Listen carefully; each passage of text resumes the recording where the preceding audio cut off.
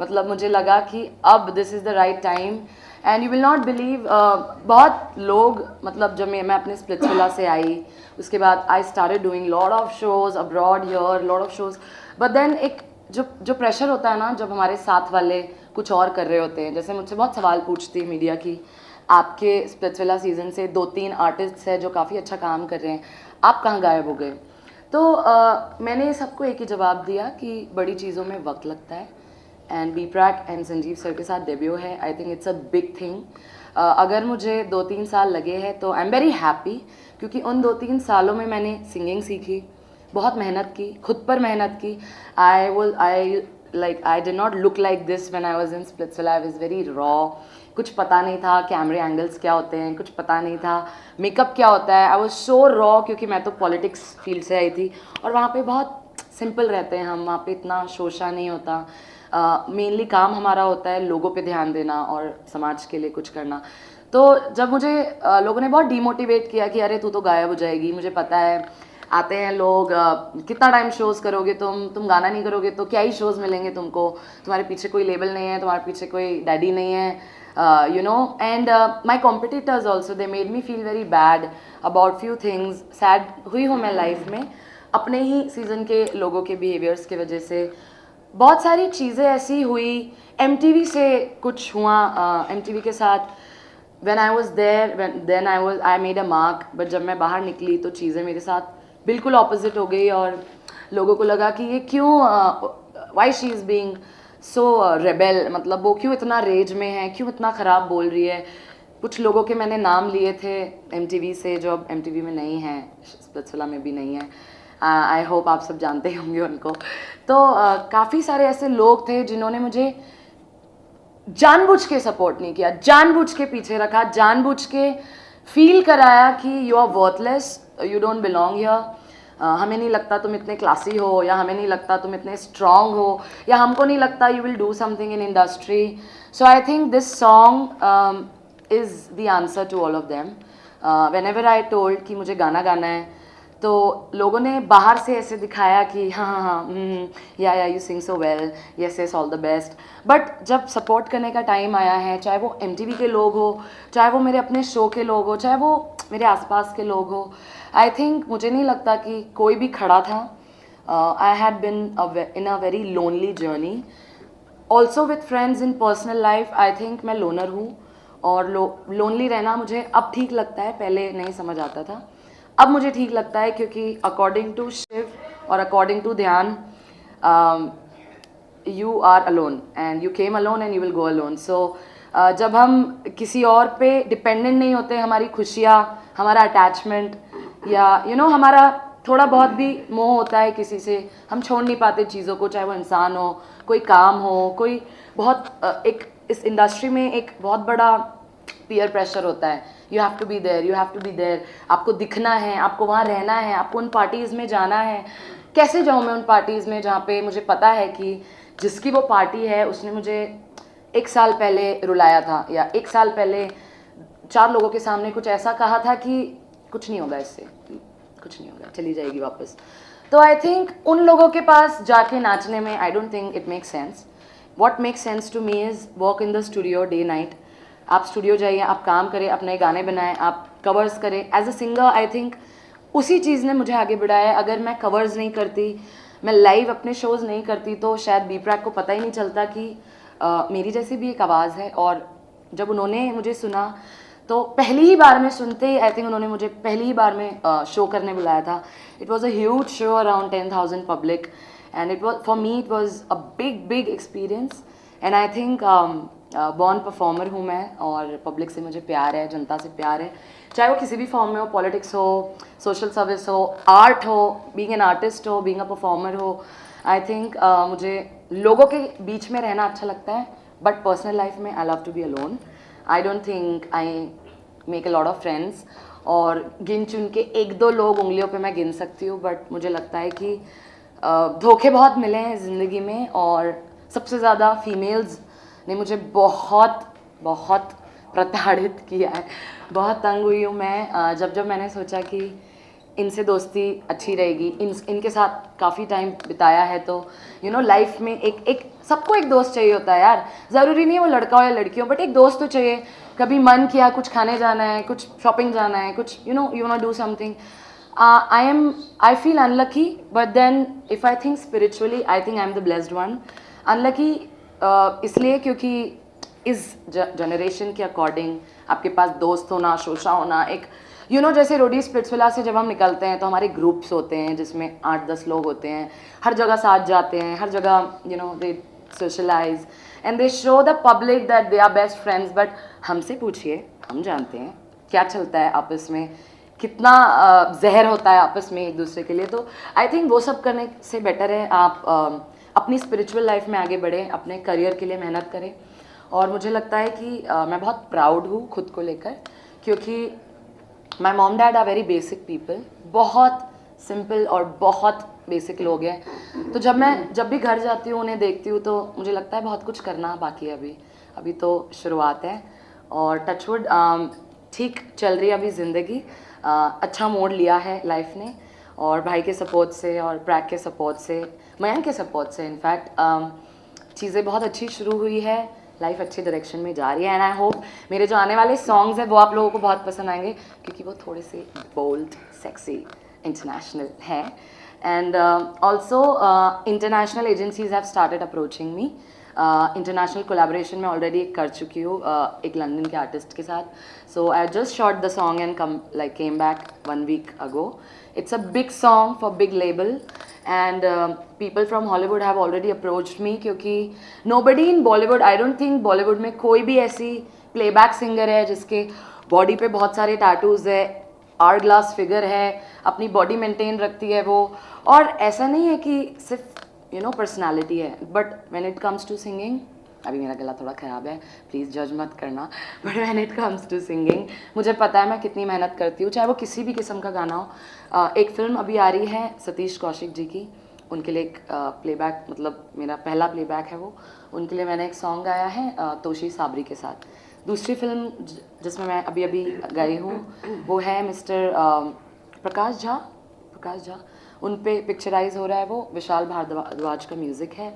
I feel lucky कि the day I put my poster of दगा, जिस दिन मैंने पोस्टर डाला उसके 6 महीने पहले से मैंने शोज़ बंद कर दिए थे, क्योंकि मुझे लगता है कि अब जब इस लेवल पे आप पहुंचते हैं, कम पैसों में काम करना खुद के साथ नाइंसाफ़ी है, क्योंकि इतनी लंबी जर्नी के बाद और लंबे स्ट्रगल के बाद, खून पसीना आंसू भूख मेहनत, जब उतनी लंबी जर्नी से आप गुज़र के आते हैं, फाइट करके आते हैं, तो आपको सेल्फ वर्थ होना बहुत ज़रूरी है, खुद की वैल्यू करना बहुत ज़रूरी है। इसीलिए शायद मेरे दोस्त नहीं हैं, और इसलिए मैं समझ नहीं पाती लोगों को, क्योंकि मुझे मेरी वैल्यू बहुत ज़्यादा है अपनी नज़र में। तो अगर मुझे लगता है कि कहीं पर भी if I am standing in respect में या वैल्यू में, अगर मुझे लगता है कि वहाँ पर मैं वैल्यूड नहीं हूँ, मैं वहाँ खड़ी नहीं रह सकती, नहीं मैं वहाँ खड़ी रहूँगी कभी लाइफ में, क्योंकि this is what is called self respect and this is what is called a strong personality. हमको क्राउड नहीं चाहिए अपने पीछे, हम अपने आप में इतने दमदार होने चाहिए कि हम कहीं खड़े हो जाएं तो हमारे पीछे 10 लोग आए हमको सपोर्ट करने। आई थिंक ये थी, मतलब ऐसा रहा है थोड़ा सा। और बॉम्बे में जब मैं आई थी नई तो मुझे पता नहीं था कुछ, क्योंकि I was very raw again, जैसे कि मैंने बताया। तो मुझे बस ये पता था गूगल करके कि अच्छा महाड़ा में काफ़ी सारे स्टूडियोज़ है, मिक्का का, हिमेश का, इन्फिनिटी मॉल के सामने मीत ब्रदर्स का स्टूडियो है। तो एक अकेली लड़की, उसके पास 2,500 रुपये है जेब में, और पता ही नहीं है अब कि पैसे कहाँ खर्च करने, ऑटो से जाऊँ, बस से जाऊँ, खाना क्या है। मुझे याद है एक हफ्ता I think I was on banana diet. I use to eat banana in the morning and I use to eat banana in the evening. उसके बाद जब छोटा सा जॉब किया 5,000 रुपये का, फिर वड़ा पाव पे आई, फिर मैंने सुबह वड़ा पाव खाया, शाम को वड़ा पाव खाया, वो भी एक हफ्ता चला, फिर मैं खिचड़ी पे आई। तो ऐसे वो जो एक जर्नी थी, अभी मुझे मतलब जब मैं सोचती हूँ अकेले बैठ के तो I cry, but today I am in front of you, this is my achievement. तो मुझे आज खुशी हो रही है, और सारा दुख थोड़ा सा ओवरवेलमिंग है ये मेरे लिए, बट वो भूल के इस वक्त मैं बहुत खुश हूँ। तो मुझे लगता है कि इस गाने के बाद भी जो अब मेरी लाइफ शुरू हो रही है, जो करियर मैंने चूज़ किया है, I think I am standing on it and I think I will do much better in my life. और बॉलीवुड में एक अनोखी किस्म की शकीरा आने वाली है, तो उसके लिए आप लोग वेट कीजिए, क्योंकि नेक्स्ट गाने जो मेरे हैं, it's gonna be boom, it's gonna be hot, it's gonna be bikinis, it's gonna be the body which I don't think हमारे इंडिया में और बॉलीवुड में प्लेबैक सिंगर के पास वो persona होगा, not with the body also but with the singing. So yes, I am proud. अभी आप लोगों को कुछ पूछना पूछ सकते हैं. अब हमें मौका दीजिए जी. पूछने का। आपसे ये जानना चाहेंगे कि आपका जो ये गाने को लेकर जो जिसके जी. लिए हम आज यहाँ आए हैं, जी. जो पूरा आपका एक्सपीरियंस रहा वो कैसा रहा? What was that one particular spot, you know, you were shooting now with after so many ji. trials and tribulations that ji. you've gone through. Yeah. So इस particular गाने को लेके क्या रहा? दगा जब हम लिरिक्स ढूंढ रहे थे तो I think I met 2-3 good lyricists and but जैसे ही इन्होंने, मैं इनके पास गई और मैंने इनको बताया कि I need help, you know, इन्होंने मुझे कुछ ऐसा दे दिया कि जैसे ही मैंने वो बी प्रैक को सुनाया सारे लिरिक्स फेड हो गए और उन्होंने कहा कि यही है बस, this will be your debut. तो भाई के लिरिक्स वर्क किए हमारे लिए, प्रैक को लिरिक्स बहुत पसंद आए, उसके बाद म्यूज़िक मैजिकल बना है। जब दगा हम शूट कर रहे थे तो कुछ नेगेटिव कमेंट्स मैंने अभी पढ़े कुछ दिनों में कि डायरेक्टर को पता नहीं है, ये है वो है, ब्ला ब्ला ब्ला। तो आई थिंक सक्सेस के पीछे क्रिटिसिज्म बहुत ज़्यादा ज़रूरी होता है, और दगा के साथ जो मेरी स्टोरी है वो 2.5 साल, मतलब एक गाना आने में मुझे पर्सनली, मेरा डेब्यू आने में 2.5 साल लगे, 2.5 साल फॉर वन सॉन्ग।